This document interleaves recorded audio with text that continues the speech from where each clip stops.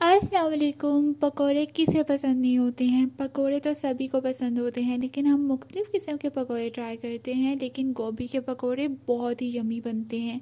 ज़रूर एक बार घर में ट्राई कीजिए। हमने गोभी के इस तरह के फूल काट लेने हैं और ये सच में बहुत ही यमी बनते हैं। हमने लेना है कॉर्नफ्लोर, आधी चमची से भी कम है, मिर्चें हैं और धनिया है थोड़ा थोड़ा सा। आप अपनी मिकदार के यानी कि जितने आपने पकौड़े बनाने हैं उस हिसाब से ले लीजिएगा। हमने लिया है 2 चम्मच मैदा लिया है, चावलों का आटा लिया है 1 छोटा कप और 1 बड़ा कप हमने बेसन का लिया है। ठीक है, हमने कुटी हुई मिर्चें ली हैं आधा चम्मच, सारा कुछ आधा चम्मच है। और लाल मिर्चें हैं आधा चम्मच, हल्दी है आधे चम्मच से भी आधी है और अजवाइन है हल्दी के साथ, कूटा भुना ज़ीरा है, गरम मसाला है और दरमियान में जो है वो है सूखा धनिया का पाउडर। ये सारा कुछ आधी आधी चम्मच है, लेकिन जो हल्दी है ना वो आधी चम्मच से भी आधी है।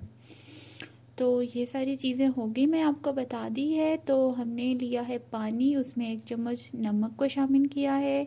जब पानी उबल जाए हमने अपनी गोभी को इसमें डाल देना है और गोभी को अच्छे से बॉईल करना है जब तक ये गल नहीं जाती। तकरीबन लगा लें अब 10 मिनट तक बॉईल कर लीजिए, इसे अच्छे से गल जाएगी। फिर इसमें आपने डालना है कॉर्नफ्लोर,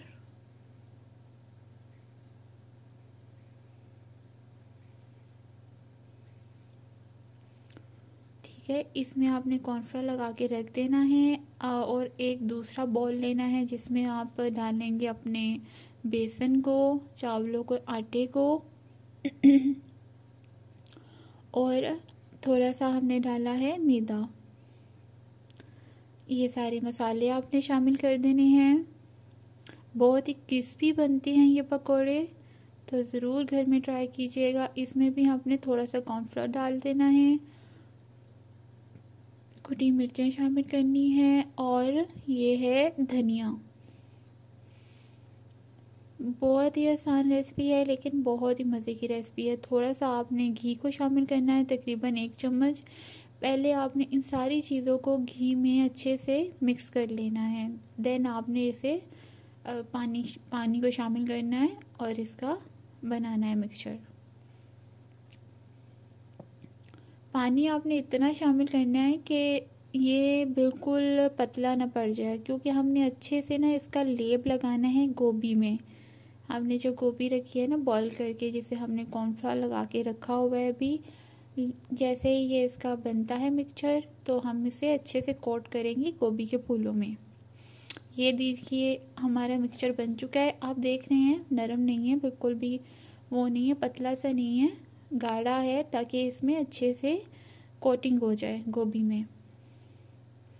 हाथ की मदद से आप कीजिए, ज़्यादा आसानी से हो जाएगी। इसे 10 मिनट रख दीजिएगा, ठीक है, ऐसे ही कोटिंग में। और फिर आपने गरम गरम तेल में, तकरीबन तेल ठंडा ना हो, गरम गरम तेल में आपने गोभी के पकौड़ों को डाल देना है।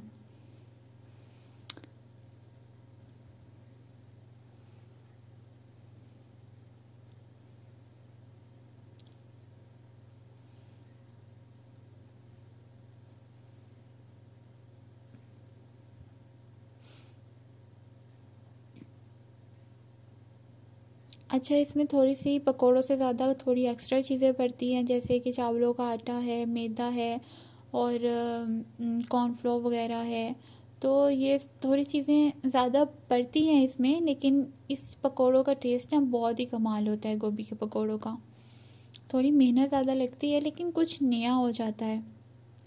लेकिन इसे गर्मा गर्म खाइएगा, ठंडा होने पे ये इतना मज़ा नहीं देता है, क्योंकि नरम पड़ जाती है फिर गोभी। इसे गरम गरम आप ट्राई कीजिएगा, चाय के साथ, चटनी के साथ या केचप के साथ, बहुत ही आपको स्वाद देगा।